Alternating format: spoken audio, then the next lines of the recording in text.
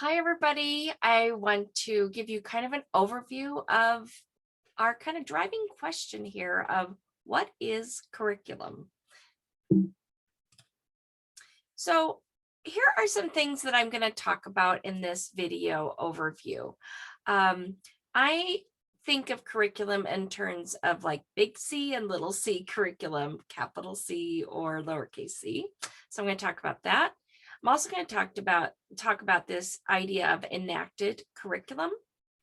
And then I'm going to move on to what Elliot Eisner kind of put forth as explicit, implicit, and null curriculum, and then close with really what this all means for us. I'm going to divide this into three different videos so that you don't have to like just keep playing the whole thing. You can kind of stop and go back or take a moment in between. Okay, so let's start with this idea of big C curriculum versus little c curriculum. So I think of capital C curriculum as kind of published materials that are designed by companies for wide distribution. We're all familiar with this kind of curriculum in schools. This is where you're going to get your history textbook. This is where you see your reading program that has what they call a basal reader, which has different stories in it, and the teacher's guide, okay, things like that. And there is big C curriculum for every subject under the sun. I'm going to show a few here in just a moment. Sometimes Big C curriculum is scripted, and this is especially the case in the language arts. There are many curricula that have been published and that are purchased by districts and schools where the teacher and the students kind of follow a script to do that. So that's one thing to know. Generally, these are purchased and adopted by schools and districts. So when you are in a district, they may say, we're in a 7-year rotation of our curriculum adoption, right? So every 7 years, they start shopping for purchased curriculum, big C curriculum in different subject areas. Now, when this curriculum is purchased, it often comes with training. However, things to know is that the training is usually only offered to the teachers who are there at the time that it's adopted. So if you're a new teacher 6 years in after that curriculum has been adopted, generally you're not going to receive that training. Also, this is a very important part of the Big C curriculum. It may be required for use with what they call teaching with fidelity. And this, what they mean by teaching with fidelity is they'll actually have some sort of assessment system for teachers to make sure you are using the curriculum the way it was designed, and what fidelity actually means in at different schools, different districts is different. So I'll give you a couple examples. In one district I was in, teaching the reading program with fidelity meant that I could look at the units that were in like the materials, and as long as I was covering what was in those units, I could use the resources in that curriculum, or I could pull resources from other areas as well. And they said that's teaching it with fidelity. In other cases, I have been I've been out supervising student teachers and things like that, where I see teaching a program with fidelity actually was interpreted as, in your classroom, you need to be at this unit at this time of the year, and even to the tune of like at this day at this time. I was once supervising a student teacher, and she wanted to teach a social studies lesson for me to observe. The only time I could come was during their reading program time. And so her cooperating teacher said, don't worry about it. We'll teach that at another time in the day. you go ahead and do your social studies lesson at this time so that your supervisor can observe. So, she's doing her lesson. It was fabulous. She's knocking it out of the park. It was like 6th grade social studies. The kids were super involved doing these hands-on projects and such. And about 3/4 of the way through, I'm watching her interact with students. And all of a sudden she gets super red and flustered and visibly kind of anxious. But she got through it and she finished out the lesson. It was a big success. After she finished teaching, I asked her, like, I noticed this moment while you were teaching that this happened. And she said, oh, yeah, that's because I could see in the window of our door to the hallway the reading program coach looking through the window. And she said, I immediately she goes, I had this reaction of that I'm in trouble because we should have been teaching reading during this time. So in this case, this curriculum coach was more like curriculum police, right? This person was going around, and in this case, and this is extreme, so I've never seen this anywhere else, but in this case, this school actually had a demerit system for teachers who were not following the curriculum rules. And so that, like I said, that's very extreme, but it is something I observed. So I just wanted to share that with you. Now, as you can imagine, being required to teach with fidelity might limit its flexibility and the teacher's ability to be responsive to student needs. So if you are just being required to cover or march through a set of purchased curriculum or program materials that may or may not align with what your students need. So that's kind of big C curriculum. Okay, let's talk a minute about little C curriculum. Here I am talking about the curriculum that's designed by individuals for use in their immediate context. Now I say individuals because think of like the Audubon Center here in our community. They teach, right? They have students and families come to them. They design curriculum. They design learning experiences. And this is where I really think of little C curriculum more like designing learning experiences.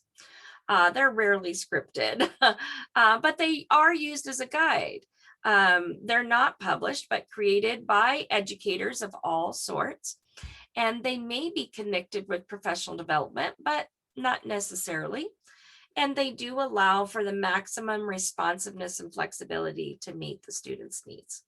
So let's talk for a minute about some of the big C curriculum that might be out there. Houghton Mifflin's Reading Journeys curriculum is one you might see. Scott Forsman Reading Street is another one you might see. There are social studies curricula out there. And lately I've been noticing that this company, Savas, has actually been, I don't know whether they purchased or were transferred into from Pearson Publishing, but they kind of have the market on a lot of Big C curriculum right now. They have it for all different subject areas. So they have it here for social studies and science. I saw some for music and things like that. So these are programs that your school or district can go out and purchase. And with these programs come all sorts of materials for you to use as a teacher and for the students to use as students. I want to give an example of a scripted curricula that can be, used out there and that's often used. There's certain ones in, like I said, mostly in the language arts. This one is called Direct Instruction Spoken English. So it's meant to use with students who are learning English as another language. And it's meant to be kind of an intervention kind of curriculum that a teacher would use with students. Now, in this script, the teacher's words are in blue and the expected responses from students are in red. And generally teachers are told if students don't respond with what's there, you need to tell them how to respond and then do it again and have them respond. Okay, so in this case, They have these pictures of hands, right? And it says you as the teacher. So when it's in parentheses, this stuff you do. And the blue is what you say. So you point and you say, what are these? And you tap it. And then the students are to say hands. Now you've already taught them what they should do when you say the whole thing, tap 3 times. These are hands. So what this is meant to do is help students who are learning English to move from a singular noun to speaking a whole sentence, right? And then you ask, are these vehicles? Tap, no. Say the whole thing. These are not vehicles. Notice I'm tapping 4 times for the 4 words. What are these? Tap, hands. Point to a hand. What is this? Tap twice. A hand. Say the whole thing. Tap, tap, tap. This is a hand. Okay. Repeat steps A and B until firm. Okay. So I'm not going to go through the whole thing, but these are the kinds of Big C curricula that you might encounter that are scripted. Okay, pros and cons. I want to talk about that, right? Big C curriculum, pros and cons, many resources for teachers. When you purchase a program, it comes with a ton of stuff, usually way more than you can ever use, which also causes kind of some issues, right? But it does have a lot of resources, and especially if you're a new teacher, having those resources is kind of nice. There's possibly less planning time. Now I say possibly because if you use it lock, stock, and barrel, if you want to say, there'll be less planning time because you literally turn the page and it tells you as a teacher what you're supposed to do today. Okay. Now, for teachers who are using it in a way that's most responsive and flexible with students, you may have to make some adjustments, which would take some time for planning. As I mentioned, they often come with training. They can be used, and they usually are used across a school or a district, which offers continuity and conformity. So if students move from one elementary school to another elementary school, they aren't going to be missing anything. They're going to be getting the same kind of thing.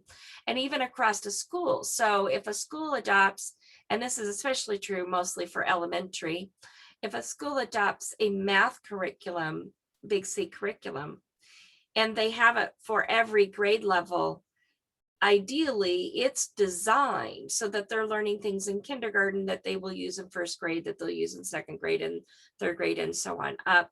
And they're also used to the flow of the curriculum along that. They always come with some sort of formative and summative assessments, so you don't have to create those. And they can be used with less expertise in pedagogy, not guaranteeing effectiveness. Now, this is where that scripted curricula really comes in the language arts especially, is they will often give those scripts to instructional assistants. So these are people who have not gone through the level of education, right, that you all are going through to become teachers. So the idea is you can give them a script and everything's going to be good because they're just following the script. However, we have lots of research that shows that the curriculum is not what makes the difference. The expertise of the teacher is what makes the difference. So that's why I say not a guarantee, right? Okay, some cons. May not be culturally sustaining or revitalizing for students in all learning contexts. I was talking with an individual from the Fort Peck Reservation, and they were saying that, you know, they had one of the published reading programs. I don't remember which one, but they said it was frustrating because none of the stories featured, you know, Native Americans, let alone people from their tribe, right? So students were not getting to read anything that was really related to their own cultures in ways to sustain and revitalize their cultures. It may not hold students' interest. This is the big one that I've experienced as a teacher with Big C curriculum. You're just kind of marching through stuff and students are like, okay, here we are, we've got to read this story, and they're not even interested in the story. So that's something to consider. May not offer usable differentiation options that match students' needs. Now, a lot of Big C curriculum will come with, here's how you adapt this material or this lesson for your struggling learners, for your on-target learners, and for your learners who are beyond this, right? And they'll give you maybe 3 different sets of worksheets. Yeah, so those may not be really what students need, even though they're there, right? Like it may not be what they need. Usually there's much more than what can be used with regard to time. So now the teachers are usually in the position of go like, what don't I teach that's in here? And we're going to talk about that whole what's called the null curriculum later. And it can constrain the use of students' choice, of course. In fact, it is going to constrain the role of student choice in that, because they don't have a choice on what they are learning or do or whatever on that, if you're just following the curriculum as it's laid out. Okay, I'm going to talk a little bit about little C curriculum examples. I have a few examples of lesson plans that I've created, the beginning of a unit plan that one of our students created, right? So these are the kinds of things that we create as teachers that we actually are going to use. Little C curriculum pros and cons. Pros, they're highly flexible. They can be designed to specifically meet the students who will be engaged, right? Can be taught and thematically combine subjects. I love thematic teaching. It's so much fun to be thinking about, okay, we're talking about having our own candy store, right? And with that, you learn about social studies, you learn about math, you learn about, you read and you do literacy within what would you need if you're in a candy store and all those kinds of things, right? Can draw upon a myriad of resources, right? With Little C curriculum, you can pull from all over the place. Can draw upon students or teachers' interests. This is important. Teachers, we have passions. We have things we're excited about. We're going to be great at teaching those things. So bring those into the classroom, right? And can be culturally sustaining, revitalizing for students' cultures, as long as we're paying attention to that and being intentional. Some cons. Planning is time consuming, right? Bringing stuff all together and designing this stuff. It takes time. There may be a lack of materials or resources, depending on the school or district that you're in. Requires teacher expertise in effective pedagogy, right? Specific training, teacher preparation, what you're doing now. Requires creativity and imagination really for optimal use. I often work with new teachers who think they're not very creative, but the reality is they are creating things all the time. They just think very narrowly about what counts as creativity. And good teachers can design, and develop curricula and be imaginative and creative in that process. Requires time to design, implement, and review assessments that are going to be accompanying this Little C curriculum. Okay, can Big C and Little C curriculum be combined? Yes. Big C curriculum can be viewed as one of the resources available to teachers, and teachers need to be allowed to use other resources with the purchased curriculum to meet students' needs. So really, to me, this is the best of both worlds. I've worked in schools that have had adopted purchased programs, and I've worked in schools that haven't had them. And as long as I was allowed as a teacher to be able to make the enacted curriculum, which we're going to talk about in a minute, actually useful and applicable to my students, I enjoyed having some resources to pull from Big C curriculum on that. So that's it. Okay, that's the end of this section of the video. The next video, I will be talking about enacted curriculum.